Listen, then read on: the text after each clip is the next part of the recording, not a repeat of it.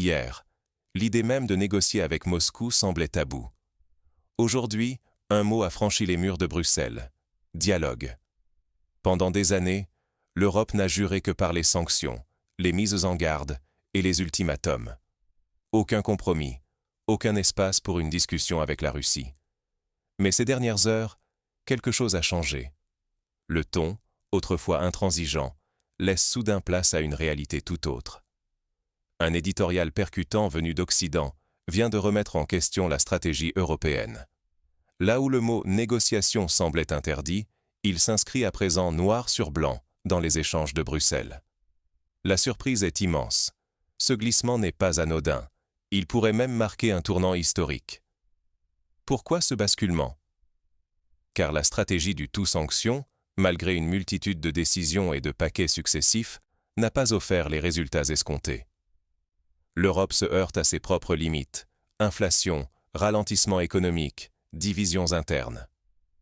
Les conséquences concrètes du conflit en Ukraine ne sont plus une abstraction, mais un quotidien qui pèse sur chaque citoyen du continent. Aujourd'hui, refuser de voir ce changement de paradigme, c'est risquer de rater l'un des moments les plus décisifs de l'histoire contemporaine européenne.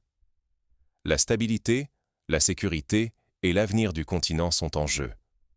Les choix qui seront faits dans les prochaines semaines pourraient bouleverser l'ordre établi pour des années. Rien n'est encore joué, mais déjà, certains leaders européens pressent de réécrire la partition, conscients que la fermeté seule n'est plus tenable. L'aiguille de l'histoire bouge. Il faut comprendre ce qui se trame derrière les portes closes. Voyons maintenant comment ce revirement s'est opéré et quels sont les signaux concrets qui annoncent cette nouvelle ère de la politique européenne envers la Russie. Pendant des années, l'Europe n'a parlé que par ultimatum et mesures punitives. Sanctions à répétition, isolement diplomatique, soutien militaire massif à l'Ukraine, la ligne dure n'a laissé aucune place au doute. La stratégie était simple, presque dogmatique. Il fallait vaincre la Russie à tout prix, sans jamais envisager de plan B. Chaque sommet à Bruxelles, chaque paquet de sanctions, chaque déclaration officielle servait à marteler le même message. Pas de compromis, pas de dialogue, seulement la pression maximale. Au sommet de cette intransigeance, la chef de la diplomatie européenne s'est imposée comme l'incarnation du jusqu'au-boutisme. Son nom, associé à une politique inflexible, est devenu le symbole de la volonté occidentale d'aller jusqu'au bout, quitte à s'enfermer dans une impasse. Mais après plus de 2 ans de guerre, le constat est implacable. Le conflit s'enlise, les fronts restent figés, et les promesses de victoire s'éloignent. L'Europe qui pariait sur une résolution rapide découvre l'usure, la longueur et le coût d'une crise qui ne faiblit pas. Dans les rues et les parlements, la fatigue se fait sentir. Politiquement, socialement, le prix des sanctions et de la guerre pèse chaque jour un peu plus sur les ménages, sur les entreprises, sur la cohésion des sociétés européennes. L'opinion publique s'interroge, le doute s'installe. L'Europe a misé sa crédibilité, son unité et une part énorme de ses ressources sur une unique stratégie devenue intenable. Aujourd'hui, même les plus fervents partisans de la ligne dure comprennent que cette voie mène dans une impasse et que l'avenir exige un changement radical. Alors, comment expliquer ce revirement soudain dans l'attitude européenne? Qu'est-ce qui a brisé le consensus autour de la fermeté à tout prix? Les fissures de la politique européenne apparaissent au grand jour. L'Europe traverse aujourd'hui une zone de turbulence qu'elle n'avait pas anticipée. À force de miser sur la confrontation, les dirigeants européens ont mené leur continent droit dans une impasse, économique, politique et même sociale.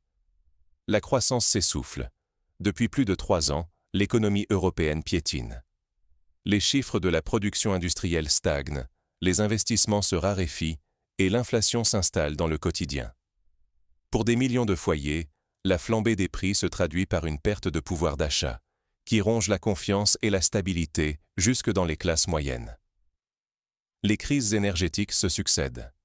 Les approvisionnements sont devenus précaires, les ruptures dans le commerce extérieur se multiplient. L'industrie allemande, autrefois moteur du continent, s'inquiète ouvertement de l'avenir. Les marchés agricoles, de l'acier et de l'automobile paient le prix fort de ces bouleversements. Face à ces difficultés concrètes, la société européenne se crispe. La fatigue s'installe, palpable dans la rue comme à la table des négociations. L'inquiétude gagne du terrain. Insécurité de l'emploi, peur de l'hiver, inquiétude devant la capacité des États à protéger leurs citoyens contre la hausse des prix ou la pénurie de ressources essentielles. Ce climat d'incertitude favorise l'émergence d'une fracture politique. D'un côté, les partisans de la ligne dure réclament de ne rien céder, continuer coûte que coûte la politique de sanctions et de pression. De l'autre, les pragmatiques appellent à reconsidérer une stratégie qui a montré ses limites, prônant le réalisme et l'ouverture au dialogue pour stopper l'hémorragie. Dans les médias comme au Parlement, les débats s'enveniment. Le mot tabou, négociation, s'invite dans la conversation, parfois même chez ceux qui, hier encore, juraient ne jamais tendre la main à Moscou. Cette évolution marque une forme de reconnaissance implicite. Le coût réel de la confrontation n'est plus niable, et la promesse de victoire rapide s'est effondrée. L'idée d'un échec collectif s'immisce dans les discours officiels et les éditoriaux. Pendant ce temps, la Russie poursuit une trajectoire implacable. Moscou maintient sa fermeté sur tous les fronts et renforce sa légitimité stratégique. Sur la scène diplomatique, la Russie impose désormais ses propres rythmes. Elle marginalise Bruxelles, en privilégiant des discussions directes avec Washington, Kiev ou d'autres partenaires, et en dictant ses conditions, notamment sur les questions territoriales. Face à cet isolement, la voix de l'Europe s'amenuise. Ses canaux traditionnels d'influence perdent en crédibilité. La diplomatie russe, méthodique, parvient à imposer un nouveau tempo, forçant les capitales européennes à courir après l'agenda dicté ailleurs. Pour l'Union européenne, c'est un désaveu cuisant. L'initiative n'est plus à Bruxelles. Le risque ? Laisser cette situation empirer, c'est ouvrir la porte à une perte de contrôle totale. Fragmentation de la cohésion politique, affaiblissement économique durable, montée des tensions sociales et, à terme, instabilité généralisée. L'Europe se retrouve à la croisée des chemins, continuer sur une voie sans issue ou oser reconsidérer sa position. Mais quelles sont réellement les options qui s'offrent à elle, et à quelles conditions ce tournant sera-t-il possible ? Quand les certitudes s'effondrent, un nouveau jeu commence. Pendant des années, dialoguer avec Moscou était perçu comme un tabou insurmontable à Bruxelles. Mais aujourd'hui, la réalité impose ses règles. Le dialogue n'est plus une option marginale, c'est devenu un impératif réaliste. Les débats qui s'ouvrent sur d'éventuelles négociations marquent un basculement majeur des mentalités et révèlent une lassitude profonde face à l'impasse actuelle. Ce changement ne vient pas de l'enthousiasme, mais d'un constat d'échec. La stratégie américaine, jusqu'ici inébranlable, évolue elle aussi. Washington réduit progressivement son soutien inconditionnel, renvoyant à l'Europe la responsabilité de ses propres choix et de leurs coûts. Les capitales européennes se retrouvent confrontées à un vide stratégique, sans protection ni garantie absolue. Dans ce nouvel échiquier, Moscou impose ses propres conditions. La Russie se montre inflexible sur ses lignes rouges, notamment sur les questions territoriales, et ne cherche plus à masquer ses exigences. L'Europe découvre que ses marges de manœuvre se sont rétrécies de façon spectaculaire. Le temps où Bruxelles dictait l'agenda paraît déjà loin. Ce renversement de situation bouleverse l'identité même de l'Europe. Jadis prescriptrice, force de proposition et d'initiative, elle devient aujourd'hui suiveuse, contrainte d'ajuster ses positions en réaction aux événements. Cette perte d'influence nourrit des incertitudes inédites sur le continent, où l'on craint désormais de subir les choix faits ailleurs. Reconnaître l'échec de la stratégie précédente, ce serait aussi accepter les conséquences politiques. L'opinion publique risque de sanctionner des dirigeants accusés d'avoir mal anticipé ou mal géré la crise. La peur de perdre toute crédibilité, tant sur la scène intérieure qu'internationale, hante les cercles du pouvoir à Bruxelles, Paris ou Berlin. Mais la question fondamentale demeure. Sur quelle base négocier lorsque l'initiative a déjà changé de camp ? Quel point non négociable l'Europe peut-elle encore défendre sans paraître céder sur l'essentiel ? Le rapport de force a bougé, et tout compromis risque d'être interprété comme une capitulation. Le risque est immense. Si l'Europe ne parvient pas à s'adapter à cette nouvelle donne, elle pourrait perdre bien plus qu'une simple manche diplomatique.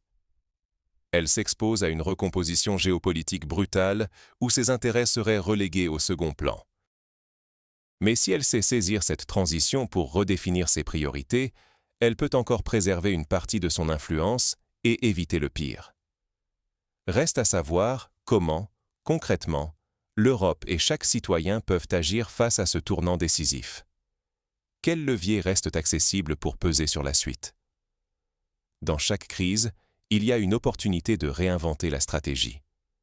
Aujourd'hui, l'Europe paie le prix fort d'avoir bâti ses politiques sur des slogans, sans jamais aller au bout d'un plan concret. Les formules choc ont masqué le vide stratégique, jusqu'à ce que l'évidence s'impose. Les promesses creuses coûtent cher, surtout quand la réalité frappe à la porte.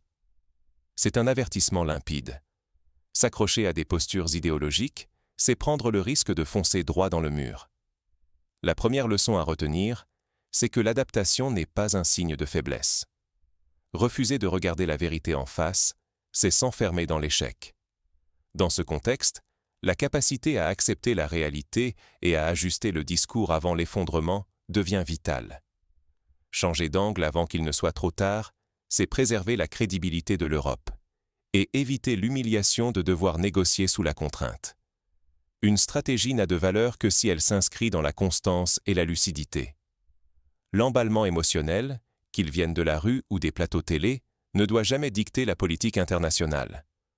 Au contraire, seule la cohérence dans le temps permet de résister à la pression et de défendre efficacement ses intérêts. Reconnaître ses erreurs, ce n'est pas perdre la face. C'est oser tirer les leçons du passé pour rebondir. Les grandes puissances savent se remettre en question et réécrire leur feuille de route si la situation l'impose. L'Europe, aujourd'hui, doit faire ce choix si elle veut rester acteur et non spectateur du nouvel ordre mondial. Mais attention, le décor bouge encore. La simple ouverture de négociations ne signifie pas que la paix est proche ni acquise. Les signaux faibles, les hésitations diplomatiques, les calculs de chaque capitale, tout cela indique que le processus sera long, incertain et semé d'embûches. Il faudra une vigilance de chaque instant. Si l'Europe refuse de tirer les leçons de ses erreurs, elle risque non seulement de perdre son influence, mais aussi de voir son avenir décidé ailleurs, contre ses propres intérêts. Il n'y a plus de place pour l'aveuglement ou l'orgueil dans un monde aussi mouvant. La question qui se pose maintenant est simple. Face à l'inéluctable, quelle voie l'Europe doit-elle choisir pour préserver son avenir? Ce n'est pas un simple changement de discours. C'est peut-être la première page d'une autre histoire. Face à ce tournant, l'Europe n'a plus le luxe de détourner les yeux. L'idée même de négociation, longtemps bannie du débat public, s'impose aujourd'hui sous la pression des faits, des erreurs accumulées et d'une réalité économique de plus en plus pesante. Mais si ce moment marque un espoir de sortie de crise, il dévoile aussi un risque immense, celui de l'inertie. Si les citoyens se désengagent, si le débat retombe dans l'indifférence ou la résignation, alors les décisions cruciales continueront de se prendre loin de tout regard public, loin de tout contrôle démocratique. C'est notre avenir collectif qui est en jeu. Notre économie, notre sécurité, la réputation de nos dirigeants et la façon même dont l'Europe aborde le monde dépendent, plus que jamais, de la vigilance et de l'exigence du public. Car laisser faire, c'est accepter que d'autres écrivent l'histoire à notre place. Voilà pourquoi il est crucial, en ce moment charnière, de rester informé, de questionner, de demander des comptes à ceux qui négocient en notre nom, de refuser l'indifférence et d'oser penser autrement. Ce n'est plus seulement une affaire de diplomatie, c'est la vie quotidienne de millions d'Européens qui se joue dans les coulisses. Rester passif, c'est s'exposer à subir l'avenir. Agir, c'est retrouver le pouvoir de choisir la voie à suivre.